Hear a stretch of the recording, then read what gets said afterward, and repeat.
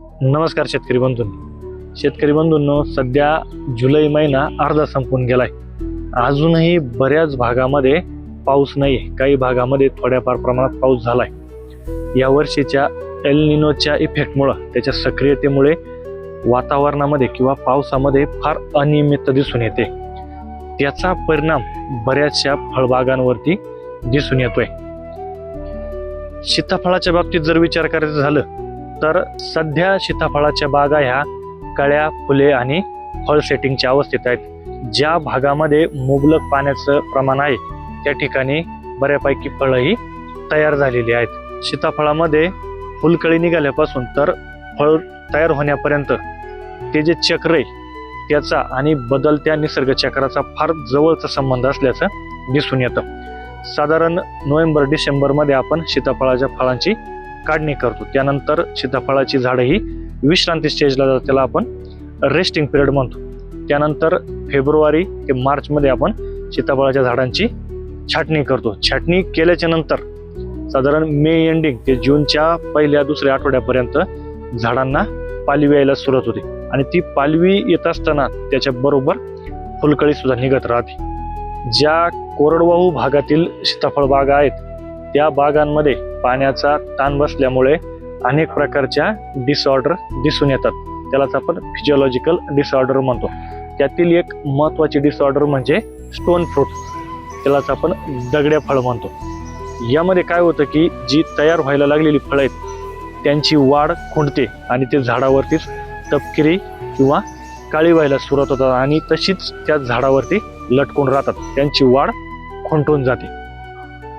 आता ही stone fruit किंवा दगडी फळं विकसित होण्याची नेमकं काय कारण आहेत ती कारणं आपण बघू. त्यातील पहिलं जे कारण आहे ते आहे तापमानातील वाढ. यावर्षी पाऊस अजूनही सुरू झालेला नाही किंवा बऱ्याच भागात पाऊस नाही. त्याच्यामुळं काय झालंय की जी पेशींची वाढ आहे, तयार झालेल्या ज्या पेशींची वाढ आहे ती थांबलेली आहे. त्याचं विभाजन थांबल्यामुळं फळांची वाढ खुंटलेली आहे. त्यातील दुसरं जे कारण आहे ते आहे पाण्याचा ताण. अजूनही पाऊस नसल्यामुळं काय झालं की फळांची वाढ थांबलेली आहे आणि ती तशीच झाडावरती काळी पडायला सुरुवात झालेली आहे. तिसरं जे मुख्य कारण आहे ते आहे अन्नद्रव्यांची कमतरता. आता ज्यावेळेस आपण फळपिकांना खत देतो, रासायनिक खतं देतो, त्याच्या रूट झोनमध्ये किंवा ज्या मुळ्यांचा गाभारा आहे तिथे ओलावा असणं गरजेचं राहतं आणि ओलावा जोपर्यंत असत नाही तोपर्यंत ती खतं विरघळत नाही आणि ती त्या पिकाला घेता येत नाही. त्यामुळं जरी खतं दिलेली असली आणि पाणी नसलं तर ती खतं त्या झाडाला उचलता येत नाही. त्यामुळं काय होतं की ती त्या फळांसाठी उपलब्ध होत नाही आणि त्याच्यामुळं झाडाची किंवा त्या फळांची वाढ थांबल्या जाते. त्यातील चौथा जो घटक आहे किंवा चौथं जे कारण आहे ते आहे अन्नद्रव्यांसाठी स्पर्धा. जर समजा सीताफळाच्या फांद्यांवरती एकापेक्षा जास्त किंवा गुच्छामध्ये फळं लागलेली असतील तर त्यासाठी अन्नद्रव्य घेण्यासाठी स्पर्धा तयार होते आणि त्यामुळे त्या फळांचा विकास होत नाही.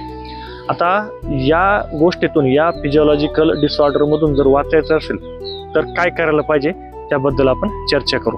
काय करायचं आहे की ज्यावेळेस आपण फेब्रुवारी-मार्चमध्ये सीताफळ बागांची छाटणी करतो त्यावेळेस काय करायचं आहे की जो पालापाचोळा असेल त्याचं त्या खोडाभोवती काय करायचं आहे, त्या मुळ्यांच्या झोनमध्ये आच्छादन करायचं आहे. त्यामुळे काय होणार आहे की जो जमिनीत थोडाफार ओलावा आहे तो टिकून राहणार आहे. दुसरी गोष्ट, अन्नद्रव्य आपल्याला काय करायचे, त्यांना सप्लाय करायचे. सीताफळाच्या फळांच्या चांगल्या विकासासाठी स्फुरद, पालाश, बोरॉन आणि झिंक यांची आवश्यकता असते. यातील दुसरा जो उपाय आहे तो आहे सूक्ष्म अन्नद्रव्यांची फवारणी. यामध्ये काय करायचे, बोरॉन आणि जे झिंक सल्फेट आहे याची काय करायची, ज्यावेळेस फुलकळी लागणार किंवा फळं सेट होण्याची अवस्था असते त्या अवस्थेमध्ये फवारणी करायची. त्यामुळे काय होतं की जे देठ आहे ती देठ पक्की होतात आणि फळं पडत नाही किंवा ती काळी पडत नाहीत. यामध्ये तिसरी गोष्ट अशी की ज्यावेळेस आपण फेब्रुवारी-मार्चमध्ये सीताफळाच्या झाडांची छाटणी करतो त्याच वेळेस आपल्याला काय करायचंय, जे शेणखत आहे त्याचं आपल्याला ॲप्लिकेशन करायचंय. त्यामुळे काय होणार आहे की जो रूट झोन आहे त्या रूट झोनमध्ये ओलावा टिकून राहण्यासाठी मदत होते आणि जे नत्र, स्फुरद, पालाचं जे रेकमेंडेड डोस आहे त्यातील अर्धा भाग आपल्याला काय करायचं आहे त्यावेळेस ॲप्लाय करायचा आहे. यानंतरची जर उपाययोजना पाहिजे झाली तर याच्यात काय करायचं आहे की फळांची विरळणी करायची. बऱ्याच वेळेस सीताफळामध्ये काय होतं की गुच्छामध्ये फळं लागतात आणि काही इंडिव्हिज्युअल फळं लागतात. अशा वेळेस काय करायचं की जी बंचमधली फळं आहेत त्यांची संख्या कमी करायची. जे कमी विकसित आहेत किंवा वाकडी तिकडी फळं असतील, काही रोगट फळं असतील तर ती काढून टाकायची आणि झाडावरती फळांची संख्या ही नियंत्रित ठेवायची. त्यामुळे काय होणार की आपण जे काही जमिनीतून खतं दिलेली आहेत किंवा काही सूक्ष्म अन्नद्रव्यांची फवारणी केली की त्या झाडामध्ये लवकर शोषली जाऊन त्या फळांपर्यंत पोहोचवली जातात आणि त्या फळांचा चांगला विकास होतो. धन्यवाद.